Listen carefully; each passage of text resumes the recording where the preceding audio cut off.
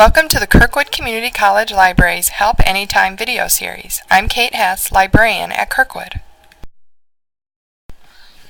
In the previous video in this series, you learned why it's important to cite your information sources, to support your own ideas and conclusions with the ideas and quotations of experts, to allow your audience to easily follow up on the sources you used, and to simply be clear with your audience about which ideas are yours and which ideas were pulled from another author, thereby avoiding plagiarism.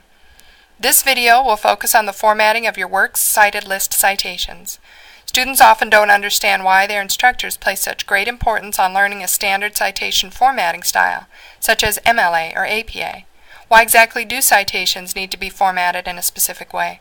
Well, really it's about clarity and ease of use. Imagine how confusing it would be if every time you sat down to use a computer, the letters on the keyboard were all in a different order. Because the letters are in the same format no matter which computer you're using, you can quickly go about your typing. Citations have common formats for that same reason. Researchers, authors, and students want to quickly understand what each part of the citation means so they can quickly and accurately locate the needed information source. Learning how these standard styles work will make it easier for your audience to locate the sources you used, and will make it easier for you to locate sources from another author's bibliography as you go about your own research. The most basic format or pattern for a citation is that for a book.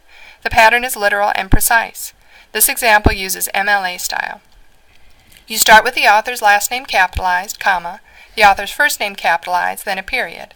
This punctuation is included to clearly indicate to your reader which part of the citation is the author's name, which is the title, which is the publisher, etc. This is how a citation is created, by simply following the pattern for the type of source you need to cite. The information you need to cite a book is most often found in the first few pages of the book. The author and title, as well as the publisher's name and location, are typically on the title page. On the back of the title page, you should find the date of publication. An example of another common citation is that for a magazine or journal article found in a subscription database such as EBSCOhost. Take a look at this pattern for MLA citation of an article found in a database. Now look at this citation. Which part is the name of the article? Which part is the name of the source or journal title? What format was this published in? The information is all here and readily available once you understand the pattern format.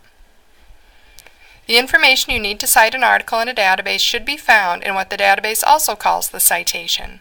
This is not an MLA or APA style citation, but does contain all the information you need to create your citation. One common type of citation that can be tricky to put together is that for a website. Here's the pattern for citing a website in MLA style. If you've ever tried to cite a website, you know that often some of the pieces of information are hard to find on the site or simply not there. For this reason, the topic Citing Websites has its own video that you may want to watch. You may have noticed that in each of these examples, the citations are in a sort of reverse paragraph, with the first line flush with the margins and the rest of the lines indented. This is the proper way to format the citations on your works cited page. It's called a hanging indent, and it's a format built into Microsoft Word. You simply highlight your citations, then click on the small arrow right next to the word paragraph on the Home tab. A dialog box will open and you'll choose Hanging Indent under the Special section. Once you've done that, just be sure that the citations are double-spaced and that they're in alphabetical order according to the first word of each citation. It should look something like this. A few last important suggestions. First, get familiar with your style guide. In addition to having patterns and examples for different source types, it will help you figure out what to do when you run into a source that doesn't seem to fit the pattern. Second, use the style guide recommended by your instructor. If no specific guide is recommended, the library has brief MLA and APA style guides available on its website, as well as the complete style guide books available for your reference at each campus library location. Remember that your instructor and the campus writing centers are also great resources for help in creating citations.